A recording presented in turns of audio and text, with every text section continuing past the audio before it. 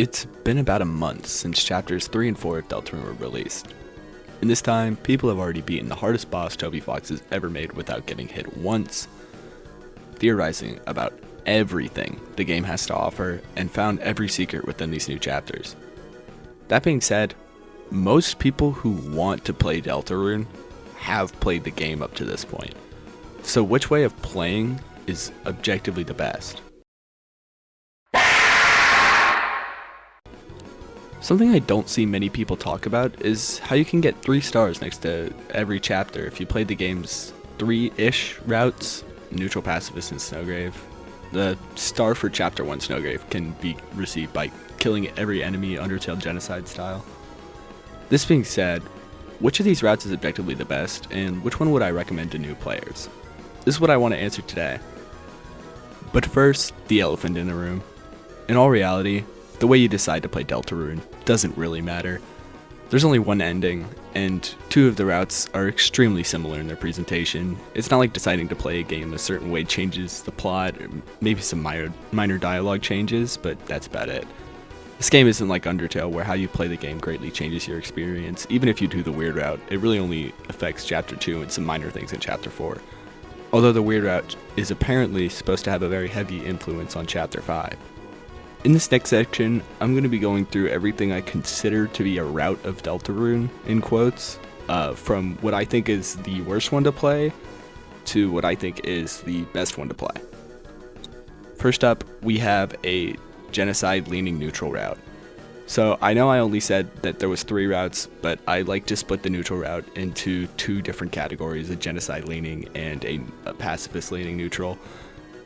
Really just like the chaotic neutral and the good neutral, or however you want to put it. But I really don't see a reason to play the game this way. You don't get to meet the characters. You kill them all. I mean, there's really no point. I'm at a loss for words here as to why I think anyone could actually want to play this. I think this is a waste of your time, and this is the only route, in quotes, of the game that is on this list that I haven't personally played myself because I really don't see a reason to. Up next, we have the weird route. I, unlike most people, actually really love this route. It provides so much perspective on the Chris Deltarune we all know and love, but my one issue with it is I can't recommend it to someone who hasn't played Deltarune or Undertale before. Even though Spamton Neo is the easiest secret boss in the game, he can still be pretty difficult for someone who hasn't played any of the secret bosses before. I would 100% recommend this route to someone who beat everything on their main save, but still wants more from the game of Deltarune. Certain things that change also make more sense after you experience them for the first time.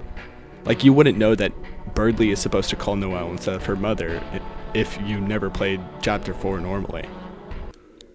So my number 1 and my number 2 are both tied, honestly. I think you could switch both of these, and I would still be fine with your way of ranking them.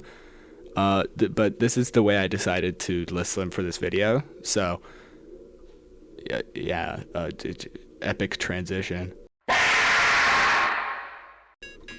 Up next, we have a pacifist-leaning neutral route. My main save is a pacifist neutral route. It allows you to gain both like stats and recruits. However, if you mess up keeping track of your recruits, you could miss some content. Like, I still don't know how to fix Tenna. I don't know if I didn't recruit enough people. I don't know what I'm doing. I need to go back and figure that out. But if you can keep track of your recruits and you don't want to spare literally everything because maybe the secret bosses are giving you trouble or something and you want to have higher stats, this is the route for you. This is the route I typically choose to set my saves right before the secret bosses in case I want to replay them, just because I have higher stats before them. The last and best, I guess, I still think it's tied for the one before it, route I want to talk about is Pacifist. I think this one is the one that most people decide to play whenever they boot up Deltarune. Especially those who have played Undertale and know that, like, being a pacifist can greatly change how the game is there. It's a little different here. where being a pacifist definitely changes some things. It isn't as important as it is in Undertale, however, and you can get away with a neutral ending where you still recruit people and it works fine. I definitely think this route is the most fulfilling.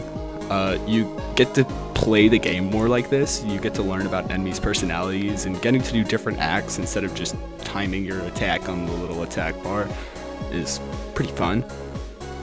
You also get more recruits and you get more things to do in your castle town. And if it's your first playthrough, I highly recommend this route.